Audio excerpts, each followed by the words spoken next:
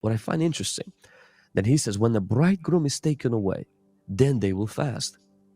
When the intimacy with the Lord, intimacy with the Holy Spirit seem to faint, kind of withdraw, he doesn't leave us, but the sensitivity to his presence, the manifest presence of God, it's not constant, because it's like fire. If you don't put wood, there's no more fire.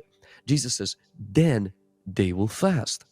So when you begin to see that your spiritual edge is not sharp anymore, when you begin to see that first love is not there anymore, when you begin to see that sensitivity to the Holy Spirit is not there anymore, lust, old demons begin to kind of come back, you gotta fast. Mm-hmm. One of the best ways to do is not to wait until that happens.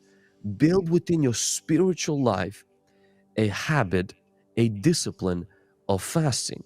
You look at the disciples, Jesus seemed like, kind of said, it's not about fasting, it's just about intimacy. But disciples in practice fasted 2 days a week. The early apostles' documents tell us that Mm-hmm. 2 days a week, not the same days the Pharisees had, but different days. One that represented Jesus's arrest, and the other one that represented his death. And 2 days a week, they would spend time in fasting. The early church wouldn't baptize you until you take time to Mm-hmm. fast. Mm-hmm. Before you took communion, you had to take time to fast. They had a very strong fasting culture. Mm. Today, that culture is practiced by Muslims. They have a whole month of Ramadan.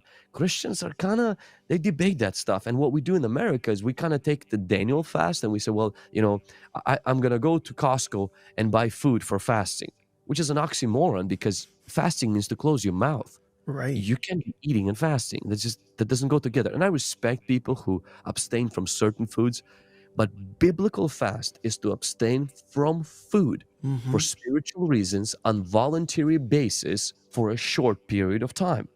And what that does is it strengthens your intimacy with God. It strengthens your fight against sin. It highlights your destiny closer, because Jesus didn't fast 40 days because of Mm-hmm. problems with flesh. He fasted for his purpose, for his calling. And then lastly, it opens the door for certain crises that cannot be resolved except by humbling ourselves, which is a biblical way of fasting. Mm.